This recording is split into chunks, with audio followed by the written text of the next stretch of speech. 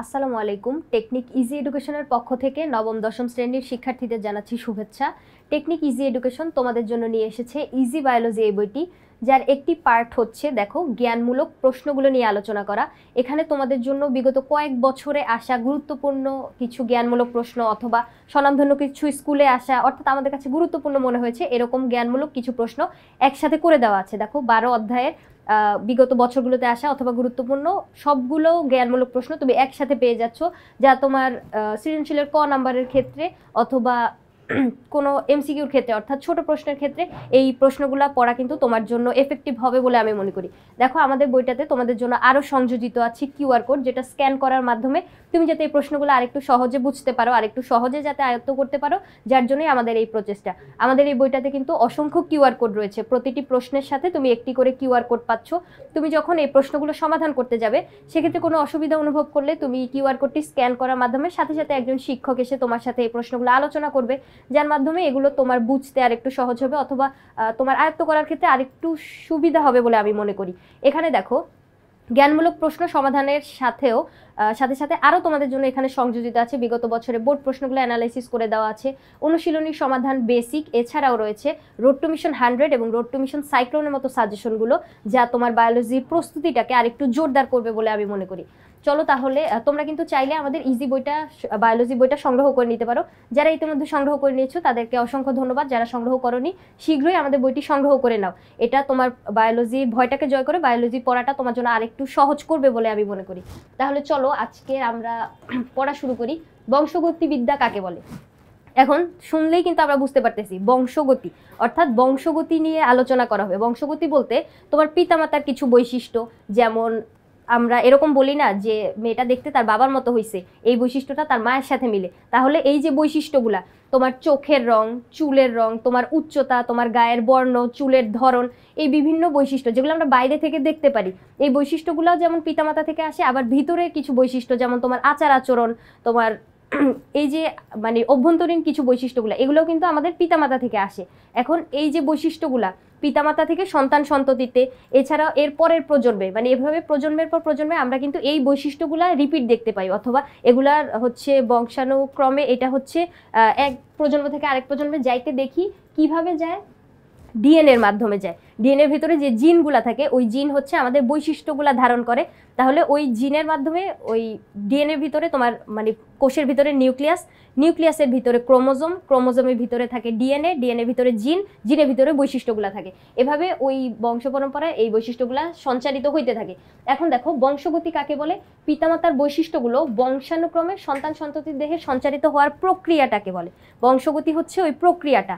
তাহলে পিতামাতার বৈশিষ্ট্যগুলো বংশানুক্রমে সন্তান সন্ততির দেহে সঞ্চারিত হওয়ার যে প্রক্রিয়াটা, সঞ্চারিত হওয়ার প্রক্রিয়াকে কি বলবো? বংশগতি বলবো। এখন বংশগতি নিয়ে যেখানে আলোচনা করা হয় ওইটা হচ্ছে বংশগতিবিদ্যা। আমরা জীববিজ্ঞানে যখন একদম এই অধ্যায়টা শুরুতে এরকম একটা পড়া পড়ছিলাম না, জীববিজ্ঞানকে তোমার দুইটা ভাগে ভাগ করছিল, ভৌত আর ফলিত, তাই না? এরকম একটা পড়া পড়ছিলাম না, ভৌত আর ফলিত দুই ভাগে ভাগ করছিল।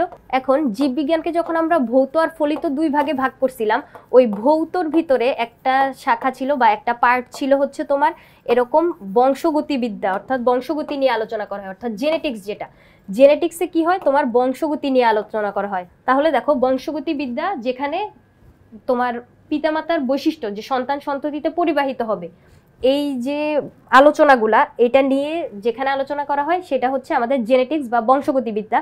এখন এইটাকে ভৌত জীববিজ্ঞানের অন্তর্ভুক্ত আমরা কেন করছি?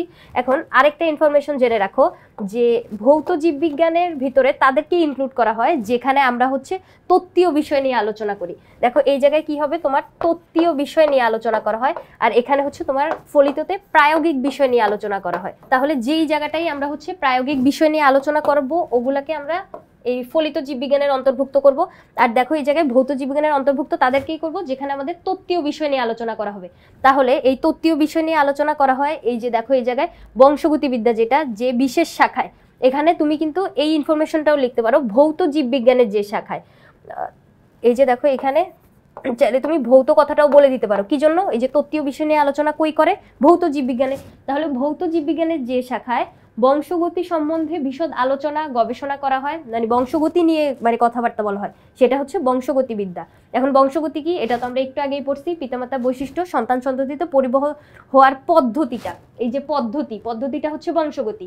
আর বংশগতিবিদ্যা হচ্ছে যে এই পদ্ধতি নিয়ে যেখানে আলোচনা করা হবে, এই পদ্ধতি নিয়ে যেখানে আলোচনা করা হবে ওইটা হচ্ছে বংশগতিবিদ্যা। দেখো 3 নম্বরে কি বলছে এখানে, বংশগতিবিদ্যার জনককে। এখন বংশগতিবিদ্যা, এই যে আমরা এখানে পড়লাম যে তোমার পিতামাতার বৈশিষ্ট্যগুলা সন্তান সন্ততিতে যে পরিবাহিত হবে বা সঞ্চারিত হবে, এই প্রক্রিয়াটা হচ্ছে বংশগতি। এই প্রক্রিয়া নিয়ে যেখানে আলোচনা করা হয় ওইটা হচ্ছে বংশগতিবিদ্যা। আর এখন এই বংশগতিবিদ্যার জনক হচ্ছে আমাদের গ্রেগর জোহান মেন্ডেল। এখন উনাকে কি জন্য বংশগতিবিদ্যার জনক বলা হয়, উনি কি করছে, মটরশুঁটি গাছ নিয়ে কিছু গবেষণা করছে। এখন উনি হচ্ছে একজন ধর্মযাজক ছিল, যে হচ্ছে উপাসনা করত, আর কিছু সময় ফ্রি সময় কি করত, ওনার যে বাগান ছিল, মটরশুঁটি একটা বাগান ছিল, ওই বাগানে উনি হচ্ছে লম্বা মটরশুঁটি গাছের সাথে ছোট মটরশুঁটি গাছের হচ্ছে মিলন ঘটাইতো, যার ফলে পরবর্তীতে যেই গাছগুলো উৎপন্ন হইতো ওগুলোর বৈশিষ্ট্যগুলো উনি হচ্ছে মানে একটু দেখতো যে মানে কিরকম। এক্ষেত্রে উনি এই যে মটরশুঁটি গাছ নিয়ে যে গবেষণা করলো, এর মাধ্যমে তিনি দেখতে পারতো যে পিতামাতা বৈশিষ্ট্যগুলা, মানে বড় মটরশুঁটি, লম্বা মটরশুঁটি গাছের, তারপরে মিষ্টি মটরশুঁটির যে আকৃতি গোল অথবা কুঞ্চিত, এরকম বৈশিষ্ট্যগুলা বংশ পরম্পরায় বারবার রিপিট হচ্ছে, মানে পিতামাতা বৈশিষ্ট্য উনি আবার হচ্ছে পরবর্তী প্রজন্মের যে উদ্ভিদগুলা ওদের ভিতরে খুঁজে পাচ্ছিল। তাহলে এরকম কাজগুলো উনি করছে। এখন উনি এগুলা মানে নিজের একটু ভালো লাগার থেকে হচ্ছে করছে, যেগুলো হচ্ছে আমরা প্রতিদিন আমাদের ভালো লাগার যে কাজগুলো ওগুলো ডায়েরিতে নোট করে রাখি না, এরকম উনি হচ্ছে ওগুলো নোট করে রাখছে, কিন্তু এটা হচ্ছে প্রকাশ পায় নাই। পরবর্তীতে এইটা নিয়ে যখন গবেষণা হয়েছে, যে বংশগতি নিয়ে গবেষণার ক্ষেত্রে তারা হচ্ছে মানে গ্রেগর জোহান মেন্ডেলের যে ডায়েরিটা, ওখানে ভিতর খুঁজে পাইছে যে গ্রেগর জোহান মেন্ডেল আরো অনেক আগেই এই যে জিনিসগুলো আবিষ্কার করে রেখে গেছে। তাহলে ওই যে ওনার সম্মানার্থে ওনাকে হচ্ছে বংশগতিবিদ্যার জনক বলা হয়েছে। উনি যে মটরশুঁটি গাছ নিয়ে গবেষণা করছে, আমরা এরকম একটা জিনিস দেখতে পাই। দেখো প্রথমে তোমার একটা লম্বা মটরশুঁটি, এখানে যে বড় হাতের টিটা আমি লিখলাম, বড় হাতের টি দিয়ে হচ্ছে লম্বা বুঝাইছে, তাহলে একটা লম্বা মটরশুঁটি, আর ছোট হাতের টি দিয়ে এখানে হচ্ছে খাটো বুঝাইছে, আর একটা কি হইলো, খাটো মটরশুঁটি গাছ। একটা লম্বা মটরশুঁটি গাছ নিলাম আর একটা খাটো মটরশুঁটি গাছ নিলাম। এখন দেখো ওদের ভিতরে যদি ক্রস হয়, মানে লম্বা একটা উদ্ভিদ আর একটা উদ্ভিদের ভিতরে যদি তুমি ক্রস কানেকশন ঘটাও, সেক্ষেত্রে দেখো প্রথম যে জেনারেশনটা F1 জনু, অর্থাৎ F1 জেনারেশন বুঝাইছে। এই জেনারেশনটাতে দেখো তো কি উৎপন্ন হয়েছে, একটা বড়টি ছোটটি, বড়টি ছোটটি, বড়টি ছোটটি, বড়টি ছোটটি। তাহলে সবগুলা কি আমরা পাইলাম, একটা বড় হাতের টি পাইলাম আর একটা ছোট হাতের টি পাইলাম। এখন দেখো এই জায়গায় একটাও যদি বড় হাতের টি থাকে, তাহলে এটা হচ্ছে লম্বাটাকে ইন্ডিকেট করতেছে, তাই না? আর ছোট হাতের টিটা খাটোটা ইন্ডিকেট করতেছে। এখন এইখানে লম্বা টিটা আছে, তার মানে প্রকট বৈশিষ্ট্য যেটা, এটা প্রকাশ পাবে। তাহলে তুমি F1 জেনারেশনে দেখতে পাবা সবগুলো উদ্ভিদ হচ্ছে লম্বা হয়েছে। তাহলে এরকম খেয়াল করা যায় যে এখানে মনে করো এটা হচ্ছে একটা উদ্ভিদ, মানে বাবা উদ্ভিদ, ধরো পুং গ্যামেটটা আসছে এটা থেকে লম্বা, আর খাটোটা কি ছিল, মাতৃ উদ্ভিদ যদি হয়, সেক্ষেত্রে দেখো কেউ কিন্তু তোমার খাটো বৈশিষ্ট্যটা পায় নাই, সকলেই হচ্ছে লম্বা। কারণ একটাও যদি তোমার ক্যাপিটাল টি থাকে, অর্থাৎ প্রকট বৈশিষ্ট্য জিন যদি একটাও থাকে, সেক্ষেত্রে ওই প্রকট বৈশিষ্ট্যটাই হচ্ছে প্রকাশ পাবে, প্রচ্ছন্নতা প্রকাশ পাবে না। তাহলে দেখো এখানে যে বড় হাতের টি আছে যেহেতু সবগুলোর ভিতরে, তাহলে আমরা কি বলবো, এই জেনারেশনে, প্রথম জেনারেশনে সবাই হচ্ছে লম্বা উদ্ভিদ হবে। এখন এই জেনারেশনের সবগুলো লম্বা উদ্ভিদের ভিতরে ছোট হাতের টি কিন্তু ওদের সাথে আছে, দেখো লুকানো অবস্থায় আছে খাটো বৈশিষ্ট্যটা। এরপরে এই জেনারেশনের সবার ভিতরে, অর্থাৎ যে কোনো দুইটা উদ্ভিদের ভিতরে যখন প্রজনন ঘটবে বা ক্রস কানেকশন যদি তুমি ঘটাও, তখন কি হবে, দেখো একটা বড়টি একটা ছোটটি, বড়টি ছোটটি, অর্থাৎ দুইটা উদ্ভিদ নিলাম আমরা। এখন ওদের ভিতর ক্রস হইলে দেখো এরকম হয়, এই বড়টির সাথে বড়টি যদি গ্যামেটটা মিলে, তখন কি হবে, একটা লম্বা উদ্ভিদ আমরা পাইলাম। দুইটাই বড়টি, তার মানে হচ্ছে প্রকট বৈশিষ্ট্যটা লম্বাটি, মানে লম্বা উদ্ভিদ। এরপরে একটা ছোটটি আর একটা বড়টি, তাহলে এইখানেও কিন্তু তুমি কি পাইলা, এই যে এই বৈশিষ্ট্যটা পাইলা, বড়টি ছোটটি, অর্থাৎ টি যেহেতু বড় হাতেরটা আছে, ক্যাপিটাল টি আছে, মানে হচ্ছে এখানে কি হবে, উদ্ভিদটা লম্বা হবে। আবার এই জায়গায় দেখো একটা বড় হাতের টি আর একটা ছোট হাতের টি যদি মিলিত হয়, তাহলে এখানে বড় হাতের টি যেহেতু আছে, তাহলে উদ্ভিদটা লম্বা হবে। আবার এই জায়গায় দেখো এই দুইটাই ছোট গ্যামেট, মানে প্রচ্ছন্ন যে জিনটা, দুইটা প্রচ্ছন্ন জিন একসাথে মিলে গেছে। এইখানে কি হয়েছে দেখো তো, দুইটাই ছোট জিন একসাথে মিলে গিয়ে খাটো একটা উদ্ভিদ তৈরি হয়েছে। এখন তুমি বলতেই পারো যে আমার বাবা মা দুইজনেই লম্বা, বাচ্চা কেন খাটো হইলো? এরকম আমরা বলি না যে বাবা মা দুইজনেই ফর্সা, বাচ্চা কালো কেন? কালো হওয়ার কারণ আছে, ওই পূর্বে যারা ছিল ওদের বৈশিষ্ট্যগুলো আসছে।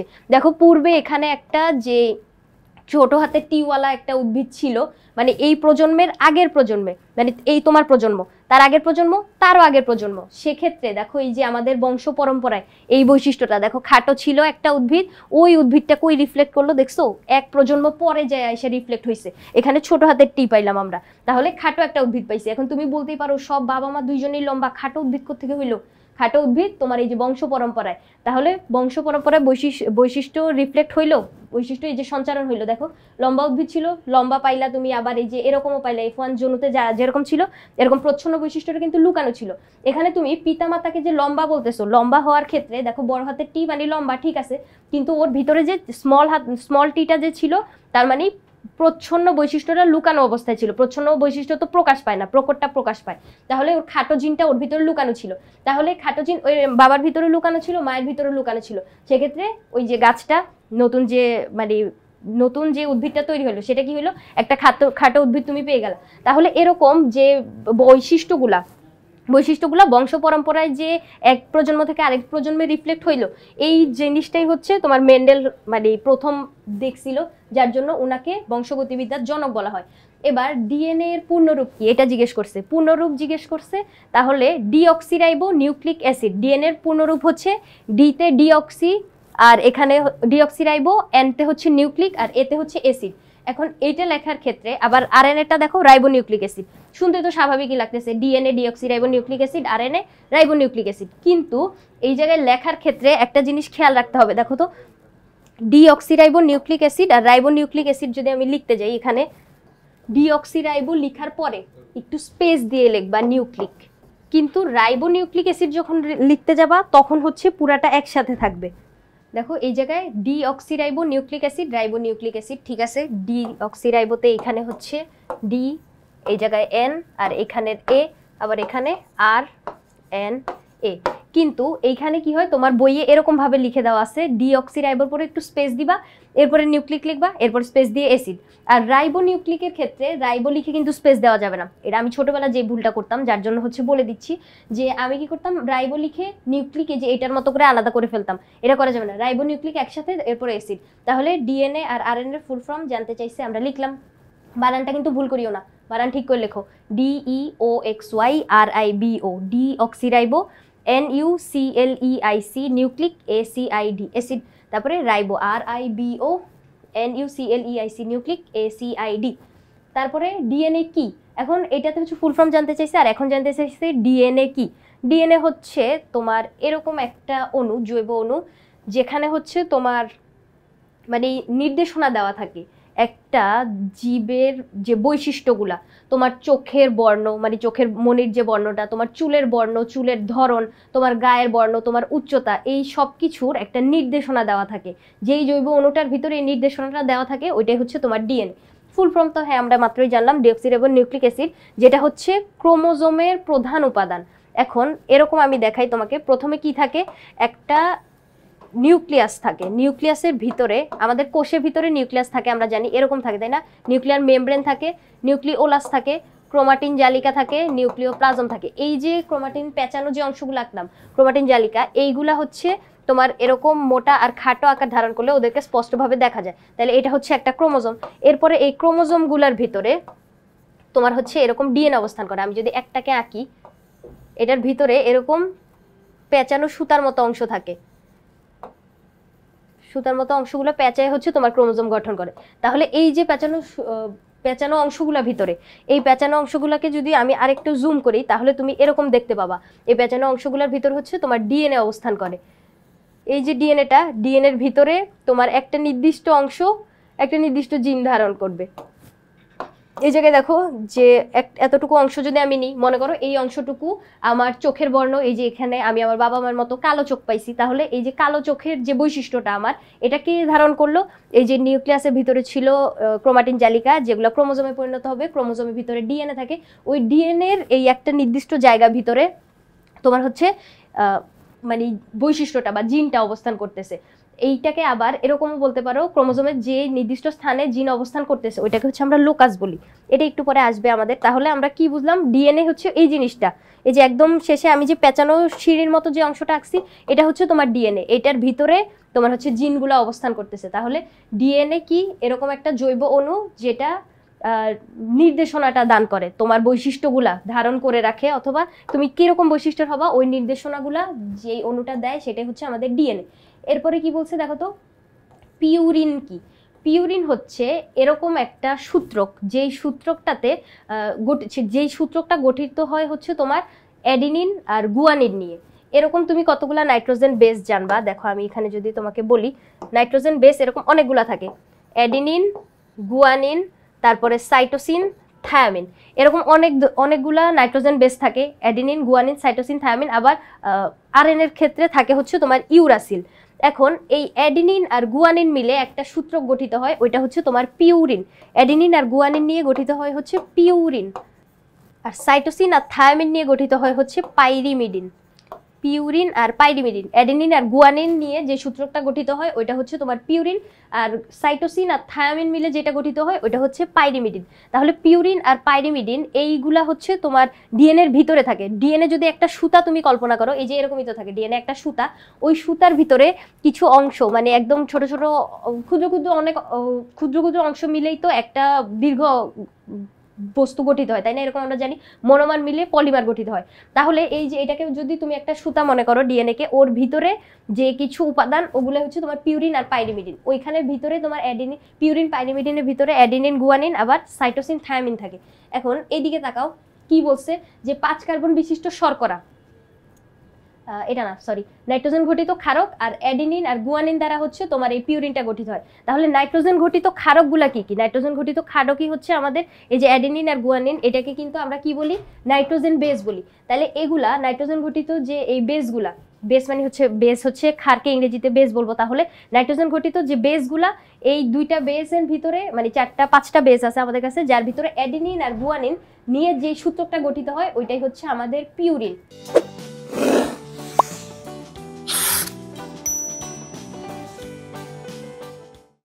দেখো 8 নম্বরে কি বলছে আমাদের, নিউক্লিওটাইড কাকে বলে। এর পরপরই আরেকটা আছে, দেখো নিউক্লিওসাইড কাকে বলে। এখন নিউক্লিওটাইড আর নিউক্লিওসাইড এই দুইটা হচ্ছে আমরা একসাথে বুঝবো। একসাথে দেখো, এই নিউক্লিওটাইড এটা কিন্তু তোমার দেখো কতবার বোর্ডে আসছে, যশোর বোর্ডে 21 একবার আসছে, 22 একবার আসছে, আবার রাজশাহী 19 আসছে। তাহলে এতবার যেহেতু রিপিট হয়েছে, দেখো আমরা তোমাদের জন্য বোর্ড প্রশ্নগুলা এরকম অ্যানালাইসিস করে এজন্যই দিছি। দেখো তুমি যে এই দিকে তাকাইলে হচ্ছে বুঝতে পারবা, যেহেতু এত বেশিবার তোমার বোর্ডে আসছে তার মানে এটা অবশ্যই একটা গুরুত্বপূর্ণ প্রশ্ন। তাহলে চলো এটা আমরা বুঝে ফেলি, নিউক্লিওটাইড আর নিউক্লিওসাইড এই জিনিসটা বুঝবো। এখানে দেখো নিউক্লিওটাইড হচ্ছে তোমার 3টা জিনিস নিয়ে গঠিত। কি কি 3টা জিনিস? পেন্টোজ সুগার, মানে পেন্টোজ বলতে 5 কার্বন বিশিষ্ট একটা সুগার, এরপরে নাইট্রোজেন বেস আর অজৈব ফসফেট, এই 3টা উপাদান মিলে তোমার হচ্ছে ডিএনএ এর একটা সূত্র গঠিত হয়। তাহলে দেখো এই একটা পেন্টোজ সুগার আমরা এখানে আঁকছি, দেখো এখানে কয়টা কার্বন আছে, এই যে 1 2 3 4 5, 5টা কার্বন যেহেতু আছে এটা কি হইলো, পেন্টোজ সুগার হইলো। আর এইদিকে দেখো নাইট্রোজেন বেস, এটা হচ্ছে তোমার নাইট্রোজেন বেসগুলো আমি আঁকছি, আর এটা হচ্ছে তোমার অজৈব ফসফেট যেটা। তাহলে এই যে ফসফেট, একটা পেন্টোজ সুগার আর একটা নাইট্রোজেন বেস, এরকমই একটা স্ট্রাকচার এর নিচেও থাকবে। দেখো সুগার, তারপর নাইট্রোজেন বেস, ফসফেট, আবার এর নিচেও সেম। এভাবে এরকম একটা লম্বা স্ট্রাকচার যখন গঠিত হয়ে যাবে তখন আমাদের একটা সুতা গঠিত হবে। বা নাইট্রোজেনের ডিএনএ আমরা এরকম দেখি না, 2টা সুতা সিঁড়ির মতো 2টা সুতা পেঁচানো অবস্থায় থাকে। এই যে একটা সুতা একটা সুতা, এই 2টা পাশাপাশি বসে উপর থেকে যদি মোচড় দাও এরকম একটা মানে পেঁচানো একটা স্ট্রাকচার তৈরি হবে, ওইটাই হচ্ছে ডিএনএ। তাহলে এই যে দেখো পেন্টোজ সুগার, 5 কার্বন বিশিষ্ট সুগার, নাইট্রোজেন বেস, অজৈব ফসফেট, এই 3টাকে একসাথে আমরা কি বলবো, নিউক্লিওটাইড বলবো। এই 3টাকে একসাথে কি বলবো, নিউক্লিওটাইড। এর ভিতর থেকে, এই নিউক্লিওটাইডের ভিতর থেকে তুমি যদি অজৈব ফসফেটটা বাদ দিয়ে দাও, মনে করো অজৈব ফসফেটটা বাদ, তাহলে কি হবে, এই 2টাকে একসাথে বলবো নিউক্লিওসাইড। তাহলে বুঝতে পারছি নিউক্লিওসাইড কি জিনিস। যদি শুধুমাত্র পেন্টোজ সুগার আর নাইট্রোজেন বেস এই 2টা একসাথে থাকে তাহলে আমরা এটাকে কি বলবো, নিউক্লিওসাইড। নিউক্লিওসাইডের সাথে যখন একটা করে অজৈব ফসফেট এসে যুক্ত হবে, মানে এরকম থাকে তোমার, এই যে এখানে যে আমি আঁকছি এদিকে দেখো, এই যে সুগারগুলা বাদ দিলে, মানে সুগারগুলা না সরি ফসফেটগুলো যদি বাদ দাও, এখানে হচ্ছে এরকম থাকে, একটা পেন্টোজ সুগার, তারপরে একটা নাইট্রোজেন বেস, আবার একটা পেন্টোজ সুগার, আবার একটা নাইট্রোজেন বেস, এরকম পেন্টোজ সুগার, নাইট্রোজেন বেস, এভাবে অনেকগুলা থাকবে। কিন্তু এই যে পেন্টোজ সুগারগুলা এটা একটা আরেকটার সাথে যুক্ত হবে কিভাবে? ফসফেটের মাধ্যমে। এই যে এটা যে আঁকলাম এটা হচ্ছে তোমার নিউক্লিওসাইড। কারণ কি এখানে শুধুমাত্র পেন্টোজ সুগার আছে আর নাইট্রোজেন বেসটা আছে, তাই না? এই যে এখানে যেটা লিখছি, কি লিখছি? পেন্টোজ সুগার আর নাইট্রোজেন বেস মিলে নিউক্লিওসাইড। তাহলে এটা হচ্ছে সাইডটা আঁকছি। এখন এই সাইডগুলো পরস্পর যখন যুক্ত হবে, নিউক্লিওসাইডটা যখন অজৈব ফসফেট দ্বারা পরস্পর যুক্ত হয়ে যাবে, দেখো যুক্ত করে দিচ্ছি, কিন্তু এখানে একটা অজৈব ফসফেট যুক্ত হইলো, এখানে আরেকটা অজৈব ফসফেট, সবগুলো একসাথে জোড়া লেগে গেছে কিভাবে? এই অজৈব ফসফেট দ্বারা। এই ফসফেট দ্বারা যে জোড়া লেগে গেছে, এখন এটাকে কি বলবো? নিউক্লিওটাইড বলবো। তাহলে তিনটা উপাদান যদি একসাথে থাকে, একটা সূত্র গঠন করে, তখন আমরা কি বলবো? Nucleotide. Pentose sugar, nitrogen base, অজৈব ফসফেট, এই তিনটাকে একসাথে কি বলবো? নিউক্লিওটাইড। আর যখন অজৈব ফসফেটটা থাকবে না, তখন কি বলবো? শুধু পেন্টোজ সুগার আর নাইট্রোজেন বেস, এটাকে একসাথে বলবো নিউক্লিওসাইড। তাহলে পরিষ্কার করে যদি আমি এখানে একবার লিখে দিই, এরকম হবে, তাই না? পেন্টোজ সুগার 5 কার্বন বিশিষ্ট শর্করা আর কি, পেন্টোজ সুগার 5 কার্বন বিশিষ্ট শর্করা যোগ নাইট্রোজেন বেস প্লাস অজৈব ফসফেট, তাই না? অজৈব ফসফেট, এই তিনটাকে একসাথে কি বলবো? নিউক্লিওটাইড বলবো। আর যখন শুধুমাত্র 5 কার্বন বিশিষ্ট শর্করা আর হচ্ছে তোমার নাইট্রোজেন বেসটা থাকবে, তখন এটাকে কি বলবো? নিউক্লিওসাইড বলবো। এটা হচ্ছে টাইড, ওই লিখবো, এটা হচ্ছে নিউক্লিওটাইড আর এটা হচ্ছে নিউক্লিওসাইড। তাহলে কনসেপ্টটা বুঝতে পারছি? যদি তিনটা উপাদানই থাকে তাহলে নিউক্লিওটাইড, আর যদি ফসফেটটা না থাকে তাহলে শুধু নিউক্লিওটাইড, যেটা আমরা ডিএনএ তৈরির, এই যে ডিএনএ তৈরির ক্ষেত্রে দেখতে পাই। এরপরে চলো, জিন কি? জিন হচ্ছে আমাদের জীবের সকল দৃশ্যমান অদৃশ্যমান লক্ষণ বা বৈশিষ্ট্যগুলা নিয়ন্ত্রণকারী একক। ওই যে ডিএনএর ভিতরে আমরা বলছিলাম, ডিএনএ হচ্ছে আমাদের বৈশিষ্ট্যগুলা ধারণ করে, ডিএনএর ভিতরে জিন অবস্থান করে। মেনলি ওই জিনের ভিতরে হচ্ছে বৈশিষ্ট্যগুলা থাকে। মানে ওই যে সিরিয়ালটা যে দেখাইলাম তখন, যে সবার প্রথমে কি থাকবে? নিউক্লিয়াস থাকবে। নিউক্লিয়াসের ভিতরে তোমার হচ্ছে ক্রোমাটিন জালিকাগুলা যখন মানে কুণ্ডলি পাকাবে তখন ক্রোমোজোমে পরিণত হবে। ক্রোমোজোমটাকে জুম করতে থাকলে ভিতরে এরকম ডিএনএ গুলা দেখতে পাবো। ডিএনএর ভিতরে কি থাকবে? তোমার জিন অবস্থান করবে। ওই জিনগুলার ভিতরে বৈশিষ্ট্য অবস্থান করবে। তাহলে দেখো জিন কি? আমাদের দৃশ্যমান অদৃশ্যমান। দৃশ্যমান বলতে এই যে দেখো তুমি বাহ্যিকভাবে যেগুলো দেখতে পাচ্ছ, তোমার চোখের বর্ণ, চুলের ধরন, চুলের বর্ণ, তারপরে গায়ের বর্ণ, এরপরে হচ্ছে তোমার উচ্চতা, বাইরে থেকে যেগুলো দেখা যাচ্ছে ওগুলা। আবার ভিতরেও তোমার কিছু বৈশিষ্ট্য আছে যেগুলো তুমি বাবা মা থেকে পাইছো, তোমার আচার আচরণ, কথাবার্তা, এই মানে যে তোমার মেন্টালিটি, মানে অভ্যন্তরীণ যে কিছু জিনিস যেটা বাইরে থেকে দেখা যাচ্ছে না, সেগুলো হচ্ছে, সেগুলোও তোমার নিয়ন্ত্রিত হবে কিভাবে? ওই জিনের মাধ্যমে। তাহলে দৃশ্যমান অদৃশ্যমান সকল বৈশিষ্ট্যগুলো নিয়ন্ত্রণ করে যে, সেটাই হচ্ছে আমাদের জিন। এবার লোকাস কি? ক্রোমোজোমের যে স্থানে জিন অবস্থান করে সেটাই হচ্ছে লোকাস। এই যে এই জায়গায় দেখো, এই যে আমি বলছিলাম যে এতটুকু নির্দিষ্ট এই অংশটা মনে করো আমার চুলের ধরন নিয়ন্ত্রণ করতেছে, অথবা আমার চোখ যে এই যে কালো বর্ণের যেটা নিয়ন্ত্রণ করতেছে এই অংশে থাকা জিনটুকু। তাহলে এই নির্দিষ্ট অংশে, ক্রোমোজোমের নির্দিষ্ট অংশে যেই জিনটা অবস্থান করতেছে ওইটাই হচ্ছে লোকাস, মানে যেই স্থানে অবস্থান করতেছে ওইটা হচ্ছে লোকাস। তাহলে এই যে লোকাসটা, এটা দেখো তো বোর্ডে কতবার আসছে, তাকাও তো একটু, কতবার এই প্রশ্নটা বোর্ডে আসছে, বারবার সেম প্রশ্ন রিপিট হয়েছে। তাইলে তুমি দেখতেই পাচ্ছ, ওই দেখো 17 সাল 15 সাল থেকে আসা শুরু করছে। দেখো আমরা তোমাদের জন্য কত আগের প্রশ্ন থেকে অ্যানালাইসিস করে রাখছি। দেখো 15, তারপর 17 তো আসছে, তোমার 21, 22, 20, 25 সালেও, এই যে এই বছরও কিন্তু, মানে 25 সালে রিসেন্টেও কিন্তু এটা আসছে। তাহলে তুমি দেখতেই পারতেছো যে লোকাস, এই প্রশ্নটা কত ইম্পর্টেন্ট তোমাদের জন্য, যে এই যে অ্যানালাইসিসটা করে দেওয়া আছে, এই যে এই অ্যানালাইসিসের মাধ্যমে কিন্তু তুমি বুঝতে পারতেছো এই প্রশ্নটা কত বেশি গুরুত্বপূর্ণ। তাহলে লোকাস কাকে বলে? ক্রোমোজোমের যে স্থানে জিন অবস্থান করবে তাকেই হচ্ছে লোকাস বলবো আমরা। ক্রোমোজোমের যে স্থানে জিন অবস্থান করবে সেটাই হচ্ছে লোকাস। এরপরে দেখো অ্যালিল কাকে বলে? একই ক্রোমোজোম জোড়ের নির্দিষ্ট লোকাসে অবস্থানকারী নির্দিষ্ট জিন জোড়ার একটিকে অপরটির অ্যালিল বলে। এখন এই জায়গায় পড়ে তুমি বুঝতেছো না, ঠিক আছে, আমি তোমাকে বুঝাই বলি। এখন আমরা একটু আগে যে গ্রেগর জোহান মেন্ডেলের ইয়াগুলো পড়লাম, এই যে ক্রস কানেকশন, এখানে দেখো বড় হাতের টি ছোট হাতের টি যে লিখছি, এই বড় হাতের টি ছোট হাতের টি, এইটাকে যদি আমি বলি এরকম, দেখো এক জোড়া জিন দুইজনে কি করতেছে? লম্বা বৈশিষ্ট্য প্রকাশ করতেছে। এক জোড়া জিন দুইজনেই কি করতেছে? লম্বা বৈশিষ্ট্যটা প্রকাশ করতেছে।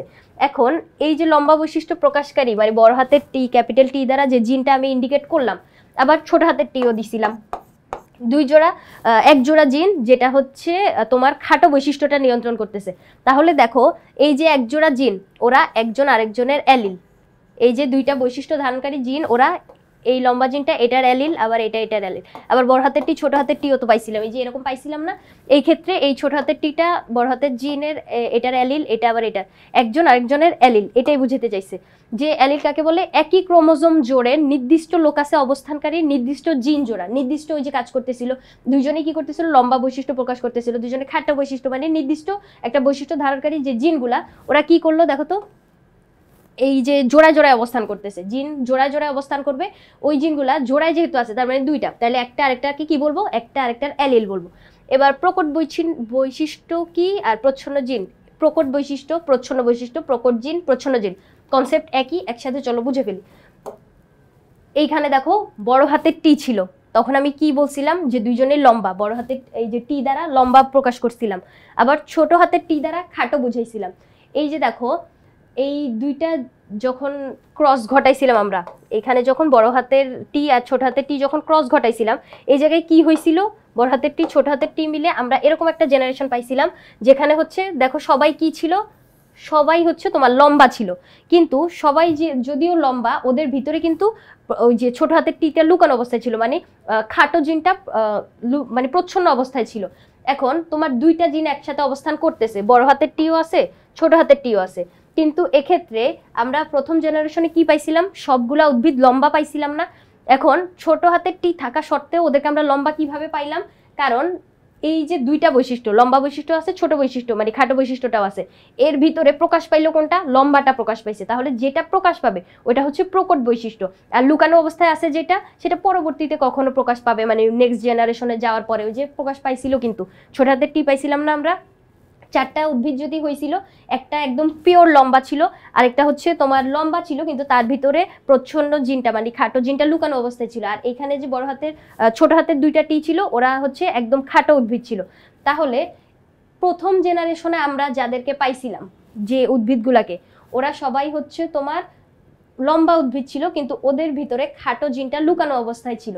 তাহলে এইটাই বলছে, দেখো পিতামাতা থেকে প্রথম বংশধরে জীবের যে বৈশিষ্ট্য প্রকাশ পায়, এটা কোন বংশধরে আমরা দেখছিলাম? এই দেখো F1 জনু, তার মানে প্রথম বংশধর। প্রথম বংশধরে সবাইকে আমরা লম্বা পাইছিলাম, তার মানে প্রথম বংশধরে সবগুলা হচ্ছে প্রকট বৈশিষ্ট্যটা প্রকাশ পাচ্ছে। তাহলে প্রচ্ছন্ন বৈশিষ্ট্য মানে ছোট হাতের টি থাকা সত্ত্বেও ওই সবগুলা উদ্ভিদ তোমার লম্বা হয়েছিল। তাহলে পিতামাতা থেকে প্রথম বংশধরে জীবের যে বৈশিষ্ট্য প্রকাশ পাবে, মানে প্রকাশ পাবে বাইরে থেকে যেটা দেখতে পাবো, ওইটা হচ্ছে প্রকট। আর ওই প্রচ্ছন্নটাও কিন্তু ছিল, কিন্তু ওইটা প্রকাশ পায় না, যার জন্য এখানে কি বলছে? যেটা প্রকাশ পাবে ওইটা হচ্ছে প্রকট বৈশিষ্ট্য। আর তাহলে যেই জিনটাই প্রকট বৈশিষ্ট্য ধারণ করে নিয়ে আসবে ওইটারে কি বলবো? প্রকট জিন বলবো। এই যে প্রকট বৈশিষ্ট্য যেটা তুমি বুঝছো মাত্র, যে বৈশিষ্ট্যটা প্রকাশ পাইলো, ওই প্রকট বৈশিষ্ট্যটা প্রকাশের জন্য একটা জিন কাজ করবে না? সব বৈশিষ্ট্য প্রকাশের জন্য তো একটা করে জিন কাজ করে। তাহলে এই যে জিনের দুটি ভিন্ন সংস্করণ একসাথে থাকলে যে জিনের বৈশিষ্ট্যটা প্রকাশ পাবে, দেখো বড় হাতের টিও ছিল, ছোট হাতের টিও ছিল, কিন্তু প্রকাশ পাইলো কারটা? বড় হাতেরটা। কি জন্য? কারণ সে হচ্ছে প্রকট, মানে প্রকট বৈশিষ্ট্যটাই প্রকাশ পায়, যেটা প্রকাশ পায় ওইটাই হচ্ছে প্রকট বলবো। তাহলে একসাথে দুইটা জিন অবস্থান করার পরেও জিনের দুটি ভিন্ন সংস্করণ, একটা লম্বা আর একটা খাটো, ভিন্ন দুইটা সংস্করণ একসাথে থাকছে, একসাথে আছে, কিন্তু যে জিনের বৈশিষ্ট্য প্রকাশ পাইলো কোনটা? লম্বাটা। লম্বা বললাম আমরা, কিন্তু যদিও ওর ভিতরে খাটোটা আছে, প্রকাশ পাইলো লম্বাটা ওই যে জিনের কারণে পাইলো, এটা এই জন্য এটাকে আমরা কি বলবো? প্রকট জিন বলবো। আর প্রকট জিনের জন্য যে বৈশিষ্ট্যটা প্রকাশ পায় ওটা হচ্ছে প্রকট বৈশিষ্ট্য। কনসেপ্ট কিন্তু একই, শুধু একটু আওলায় বলছে যে একটা হচ্ছে প্রকট জিন আর একটা প্রকট বৈশিষ্ট্য। এখন প্রচ্ছন্ন জিন কোনটা? এটার উল্টাটা। প্রকট জিন যেটা বুঝাইলাম ওটার যে জিনের বৈশিষ্ট্যটি প্রথম বংশধরে প্রকাশ পায় না, প্রথম বংশধরে প্রকাশ পায় নাই, এখানে কে ছিল? খাটো জিনটা, খাটো উদ্ভিদটা ছিল, কিন্তু এই যে খাটো জিনটা লুকানো অবস্থায় ছিল, কিন্তু খাটো বৈশিষ্ট্যটা কি প্রকাশ পাইছিল? F1 জনুতে সবাই লম্বা ছিল। তাহলে যেটা প্রথম বংশধরে প্রকাশ পায় নাই, প্রকাশ কই পাবে দেখো তো? এই যে F2 জনুতে পাইছে প্রকাশ, এই যে খাটো উদ্ভিদ পাইলাম আমরা, তাহলে F2 জনুতে একটা খাটো উদ্ভিদ পেয়ে গেলাম। তার মানে ওই প্রচ্ছন্ন বৈশিষ্ট্যটা প্রথম প্রজন্মে প্রকাশ পায় নাই, পরবর্তী প্রজন্মে যায় প্রকাশ পাইছে। যে জিনের বৈশিষ্ট্যটি প্রথম বংশধরে প্রকাশ পায় না, তবে দ্বিতীয় বংশধরে 1/4 জীবে প্রকাশ পায়। তাহলে দেখো চারটা উদ্ভিদ আমি হচ্ছে পাইলাম, একটা, দুইটা, তিনটা, চারটার ভিতর একজনের ভিতরে শুধু প্রচ্ছন্ন বৈশিষ্ট্যটা প্রকাশ পাইছে, তাহলে 1/4। তাহলে 1/4 আমরা কাকে পাইলাম? প্রচ্ছন্ন বৈশিষ্ট্যটা পাইলাম। এই কথাটাই এখানে বলছে, যে জিনের বৈশিষ্ট্যটি প্রথম বংশধরে প্রকাশ পায় না, তবে দ্বিতীয় বংশধরে 1/4 শুধু 1/4 জীবের ভিতর প্রকাশ পাবে, ওইটারে আমরা কি বলবো, প্রচ্ছন্ন বৈশিষ্ট্য। প্রচ্ছন্ন বৈশিষ্ট্য বা প্রচ্ছন্ন জিন, ওই জিনটা কিন্তু তোমার ভিতরে থাকে, মানে লুকানো অবস্থা থাকে, বাইরে থেকে বোঝা যায় না। এরপরে চলো, এরপরে আমাদের কি বলছে, প্রকট বৈশিষ্ট্য, প্রকট জিন। আর একটা মাত্র প্রশ্ন আছে, জিনোটাইপ কাকে বলে। এখন জিনোটাইপ কাকে বলে, এরকম কোন জীবের লক্ষণ নিয়ন্ত্রণকারী জিন যুগলকে ওইটার জিনোটাইপ বলে। কোন জীবের লক্ষণ নিয়ন্ত্রণকারী জিন যুগল। এখন জিনোটাইপ আর ফিনোটাইপ এই জিনিসটা একটু বুঝতে হবে।